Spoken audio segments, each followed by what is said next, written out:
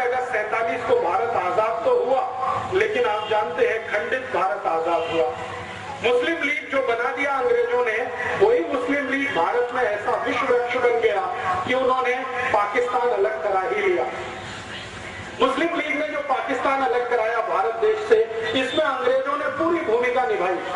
और अंग्रेजों का यह था कि मुस्लिम लीग को भारत में इतना बढ़ावा दो कि ये कांग्रेस के हिंदू नेताओं से थोड़ी बड़ी संस्था हो जाए। तो मुस्लिम लीग का सारा फंड अंग्रेजों के यहाँ से आता है।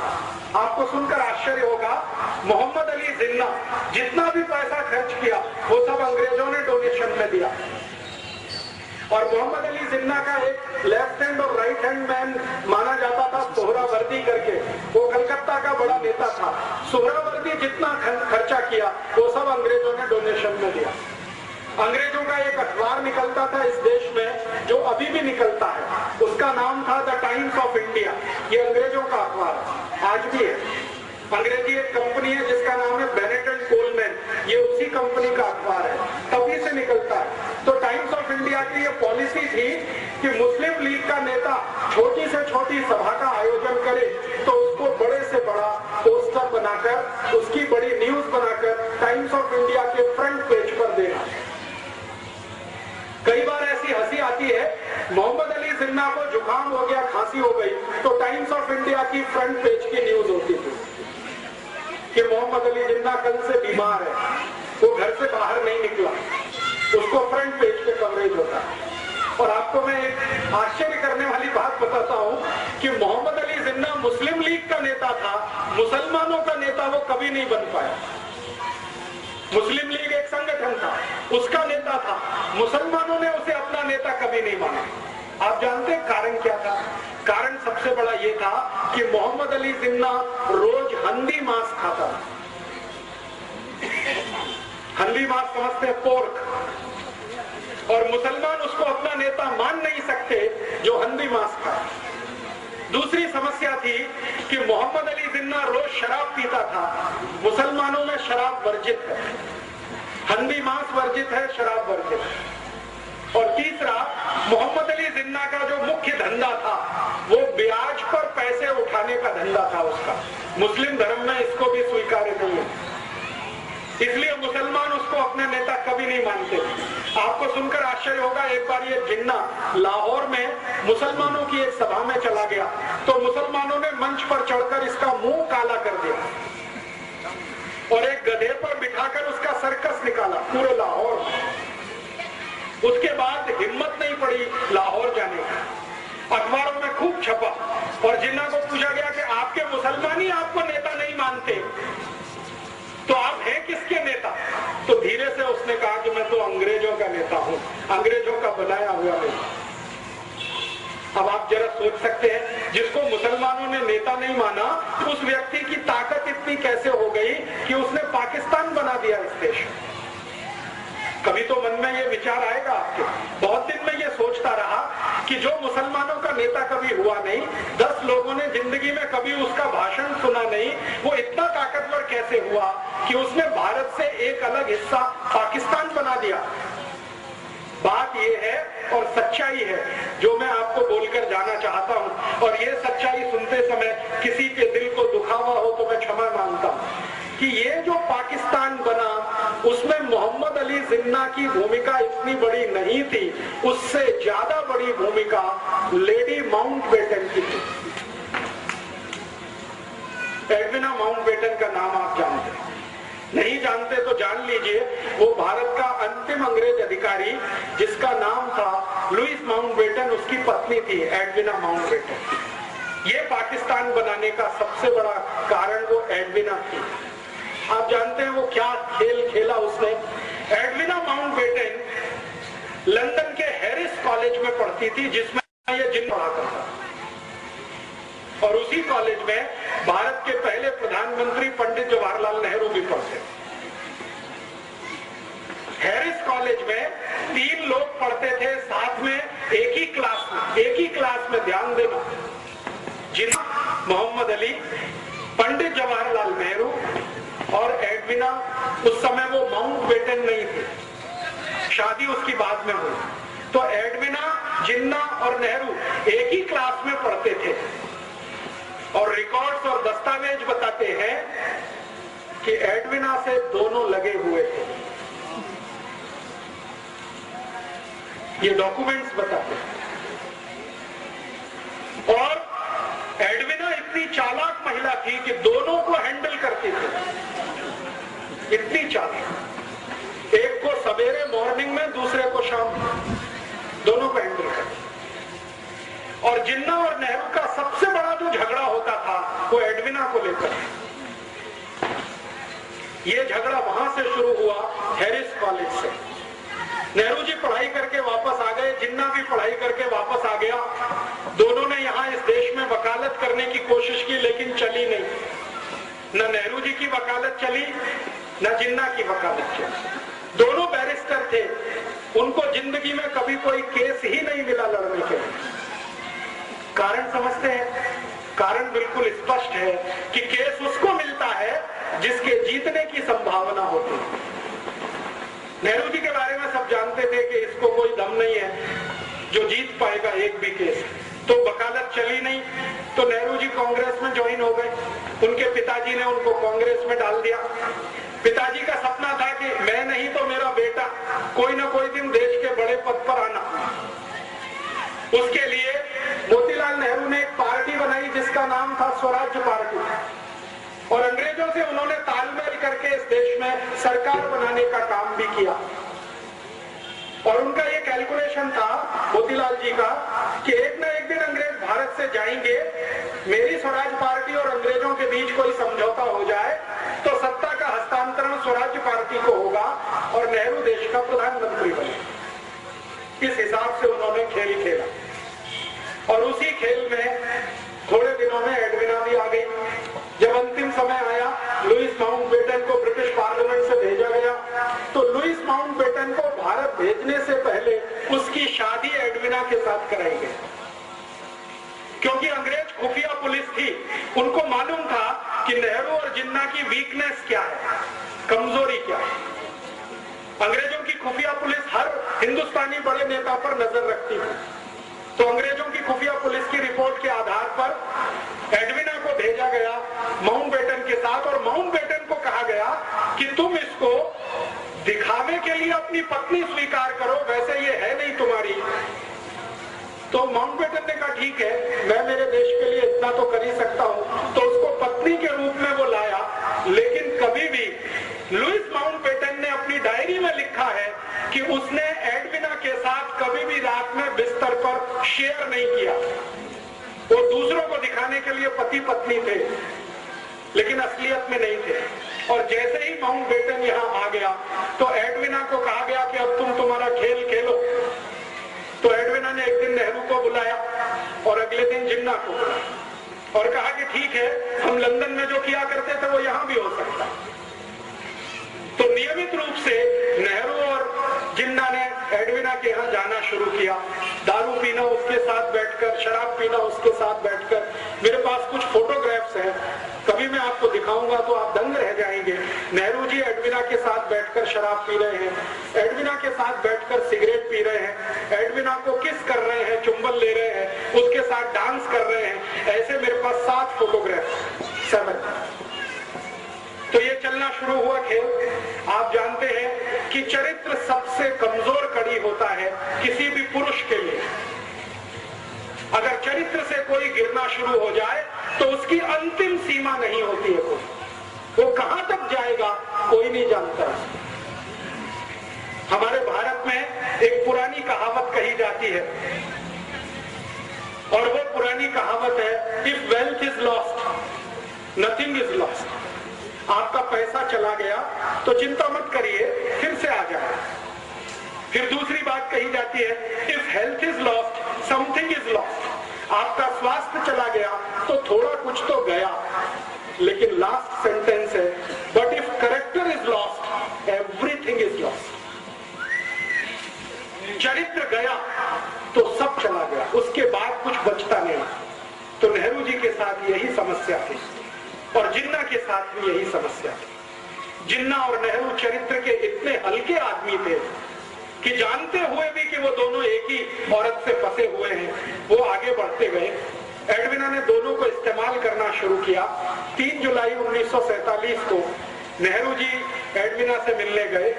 रात को उसने फोटोग्राफ लिए, नेहरू जी के बेड में फोटोग्राफ लिए, और वो फोटोग्राफ नेहरू जी के लिए बहुत गंभीर तकलीफ का कारण बन गए। एडविना ने एक दिन वो फोटो दिखाए नेहरू जी को कि देखिए आपके फोटोग्राफ्स मेरे पास है, और वो फोटोग्राफ्स क्या है जो मैंने आपको बताया। अगर ये रिलीज कर दिया जाए पूरे भारत में तो आपकी क्या हैसियत होगी, और आपको जो सबसे आगे बढ़ाने वाला व्यक्ति है महात्मा गांधी, उनकी क्या हालत होगी। तो नेहरू जी ने एडविना को पूछा कि आखिर तुम चाहती क्या हो। तो उसने कहा कि एक पेपर है, उस पर आप साइन कर दीजिए।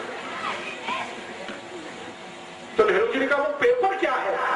तो उनका पेपर है कि भारत का बंटवारा करना है, हिंदू और मुसलमान के आधार पर करना, आप इसको साइन कर दीजिए। तो नेहरू जी ने कहा कि मेरी कांग्रेस वर्किंग कमेटी से पूछ लेता हूं। तो एडविना ने कहा इतना वक्त नहीं है मेरे पास,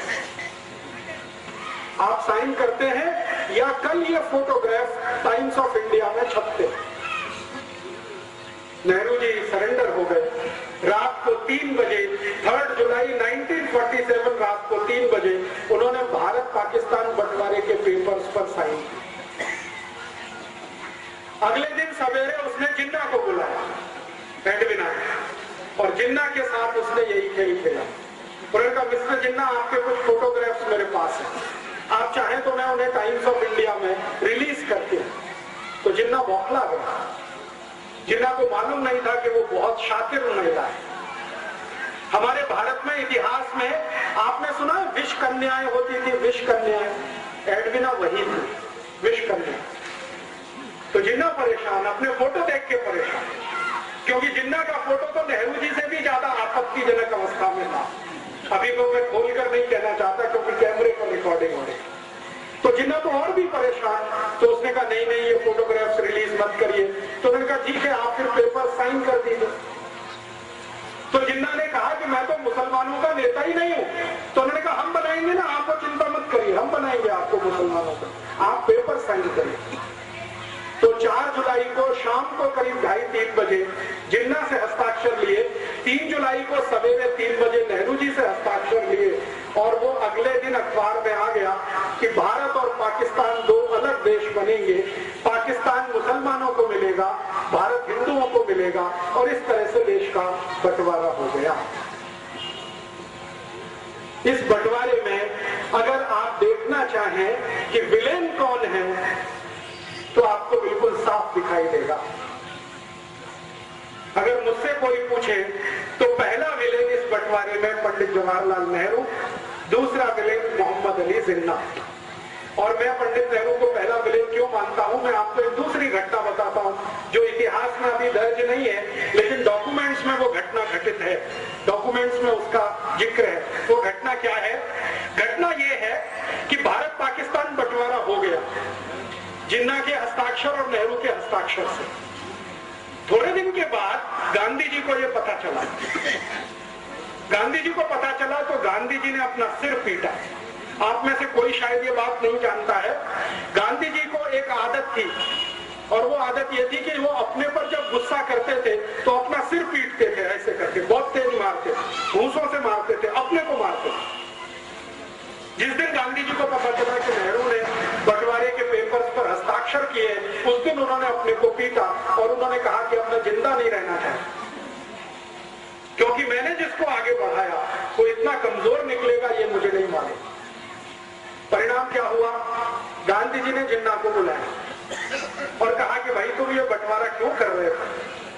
तो जिन्ना ने कहा बापू मैंने हस्ताक्षर कर दिए हैं, लेकिन आप मुझे एक वचन दो तो मैं मेरा एक एफिडेविट लगाने को तैयार हूं, और एडविना ने मेरे साथ जो ब्लैकमेलिंग किया है वो सबको बताने को तैयार हूं। गांधी जी ने पूछा क्या? उन्होंने कहा कि मुझे भारत का प्रधानमंत्री बनवा दो। गांधी जी ने कहा बस इतनी ही मांग है तुम्हारी? उन्होंने कहा हाँ, मुझे प्रधानमंत्री बनवा दो, मुझे पाकिस्तान नहीं चाहिए। तो गांधी जी ने कहा ठीक है मैं विचार करूंगा तुम्हारी मांग। अगले दिन नेहरू को बुलाया और नेहरू से कहा कि देखो जिन्ना तैयार है, वो एफिडेविट देना चाहता है, एडविना ने कुछ ब्लैकमेलिंग किया है, वो पूरे देश को बताना चाहता है, उसकी एक ही शर्त है कि भारत का प्रधानमंत्री उसे होना। बोलो। तो नेहरू जी ने कहा कि बापू, जिन्ना को भारत का प्रधानमंत्री तो क्या, मैं मेरे ऑफिस का चपरासी नहीं बना सकता, कारकुन नहीं बना सकता। तो गांधी जी ने कहा तुमको जिन्ना से इतनी दुश्मनी क्यों है? तुम दोनों साथ साथ पढ़े लंदन में हैरिस कॉलेज में, तुमको स्कॉलरशिप मिली, जिन्ना को स्कॉलरशिप मिली, साथ में जिस स्कूल में तुम पढ़े, साथ में रहे 15 साल, और तुम में दोस्ती इतनी ज्यादा थी, अब ये दुश्मनी इतनी क्यों? तो नेहरू जी ने असलियत नहीं बताई। जिन्ना और नेहरू जी की जो दुश्मनी थी उसका कारण था एडविना, और कोई दूसरा कारण नहीं। गांधी जी को बताया नहीं। नेहरू जी ने कहा कि मैं तो प्रधानमंत्री तो क्या चपरासी नहीं बना सकता। तो गांधी जी ने कहा कि फिर क्या होगा, देश का बंटवारा।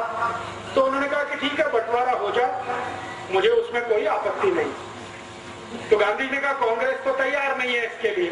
तो उन्होंने कहा ठीक है, कांग्रेस थोड़े दिन में तैयार हो जाएगी। ऐसे करके गांधी जी और नेहरू जी का वार्तालाप पूरा हुआ।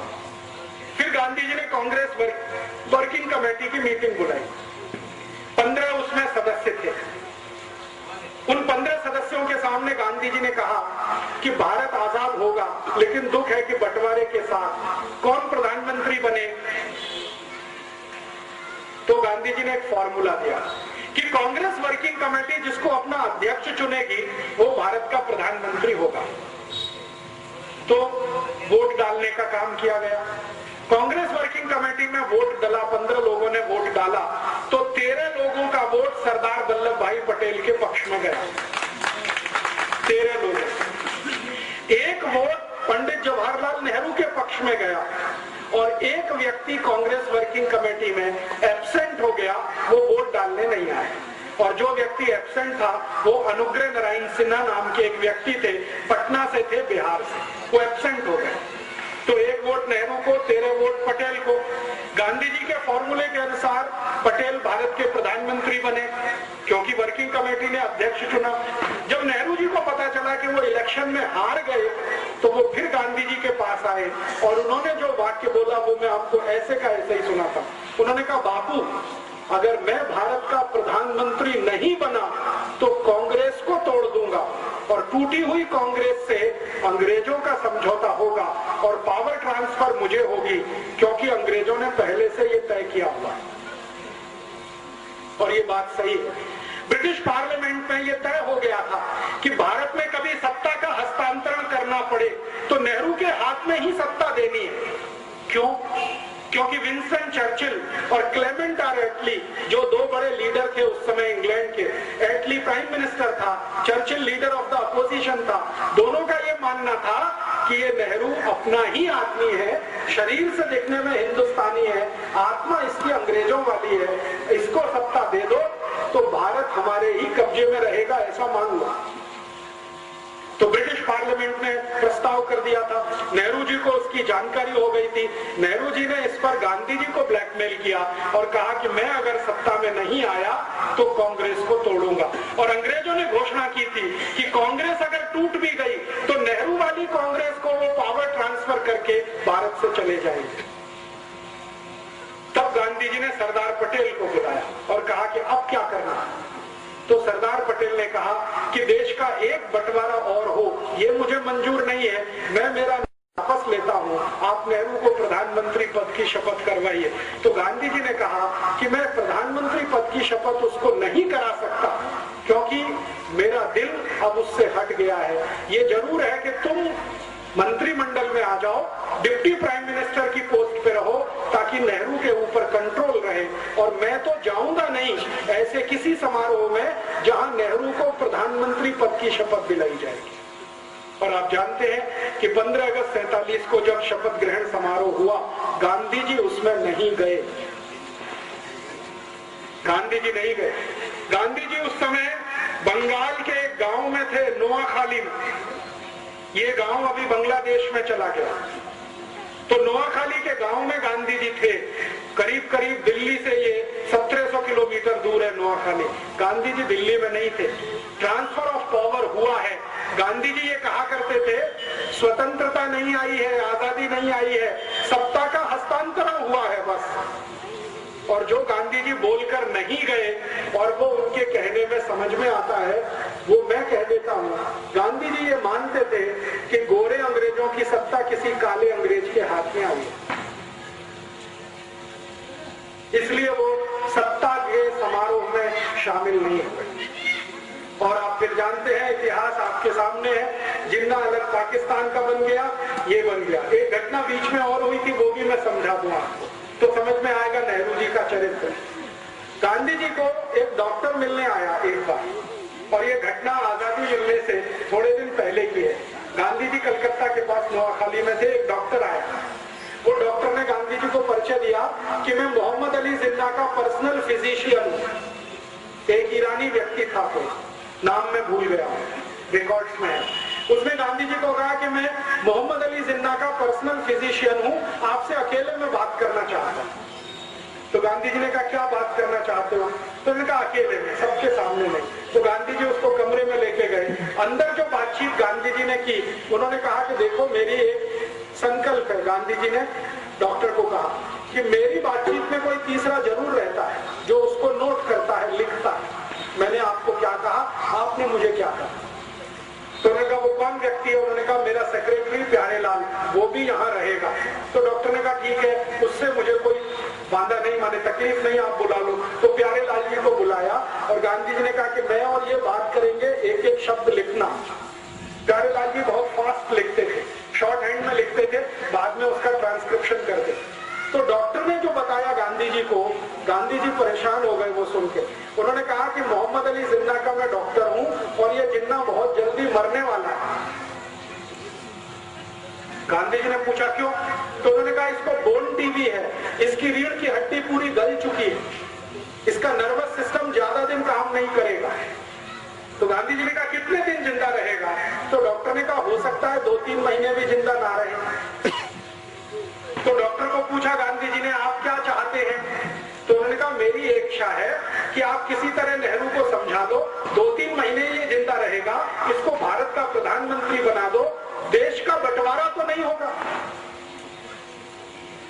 तो गांधी जी ने कहा कि तुम्हारी बात में अगर सच्चाई है तो मैं जरूर प्रयास करूंगा। फिर उन्होंने नेहरू को बुलाया और कहा, देखो नेहरू, ये मरने वाला है जिन्ना, ज्यादा दिन जिंदा नहीं रहेगा, इसको बोन टीबी हो गई है, इसका डॉक्टर कहता है कि 2-3 महीने से ज्यादा जिंदा नहीं रहेगा, तुम क्यों अड़े हुए हो? इसको प्रधानमंत्री बन जाने दो, 2-3 महीने के बाद तुम बन जाना, देश तो एक रहेगा।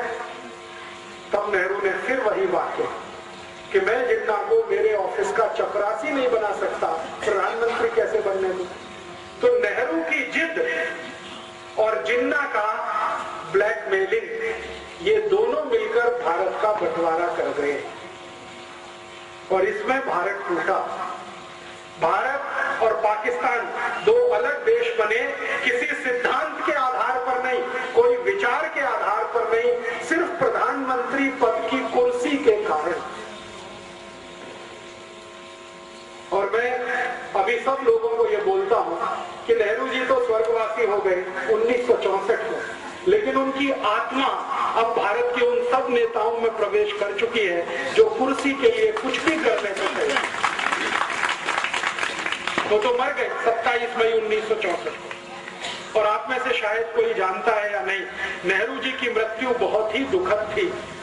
उनको सबसे खराब वो बीमारी हुई थी जिसको सेक्सुअल ट्रांसमिटेड डिसीज कहा जाता है, एसटीडी, आज का एड्स कह सकते हैं। एसटीडी उनको था और उनकी मृत्यु के समय जिस डॉक्टर ने उनको एग्जामिन किया था वो बताता है कि नेहरू जी का शरीर सड़ गया, कीड़े पड़ गए थे। बहुत दुखद मृत्यु थी।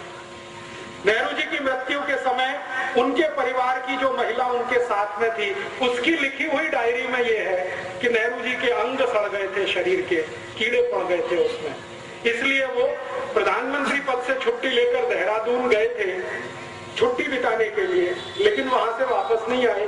तो वो तो चले गए, पाकिस्तान बनवा गए इस देश में। जिन्ना का क्या हुआ, भारत पाकिस्तान जैसे ही अलग हुए उसके लगभग 7वें महीने में जिन्ना मर गया। बंटवारा हो गया 14 अगस्त 1947 और इसके ठीक 7वें महीने में जिन्ना मर गया। तो उधर पाकिस्तान जिसने बनाया वो पाकिस्तान का मजा नहीं ले पाया कभी, और पाकिस्तान जिनके लिए बनाया वो पाकिस्तान कभी गए नहीं। आप जानते हैं पाकिस्तान बनाने का जो सबसे बड़ा लॉजिक था वो ये कि भारत में रहने वाले मुसलमान वहां जाएंगे और उनके लिए पाकिस्तान बनेगा। वो यहां से गए नहीं, वो यहां है, शिया हो चाहे सुन्नी हो, वो भारत में ही है, वो पाकिस्तान गए नहीं। और जिन्होंने कभी पाकिस्तान मांगा नहीं उनके सिर पर यह पाकिस्तान थोप दिया गया। वो अफगानिस्तान की सीमा पर रहने वाले जो बलूची लोग हैं ना, उनके ऊपर जबरदस्ती ये थोप दिया। आज पाकिस्तान क्या है आप जानते हैं, सारा का सारा पाकिस्तान ऐसी समस्याओं से घिरा हुआ है जो उसके जन्म से शुरू हुई, और जन्म से जो समस्या शुरू हुई जिन्ना के द्वारा, उसी का दुष्परिणाम है कि आज तक उस देश में कभी लोकतंत्र नहीं रह पाया, प्रजातंत्र नहीं रह पाया, हमेशा किसी सैनिक ने उसका शासन किया। और आज भी आप जानते हैं परवेज मुशर्रफ उन्हीं सैनिकों का रूप है जो जिन्ना के द्वारा पल्लवित और पोषित हुए। लेकिन भारत को एक बड़ा नासूर दे गए, और वो नासूर ये भारत के 3 विलेन, एक जिन्ना, नेहरू और एडविना, ये 3 विलेन को मैं मानता हूं भारत के बंटवारे के लिए जिम्मेदार। दोस्तों, सबसे पहले तो चैनल सब्सक्राइब करें, फिर लाइक, कमेंट और शेयर करें, और हाँ, हमारा एंड्रॉयड ऐप डाउनलोड करना ना भूलें।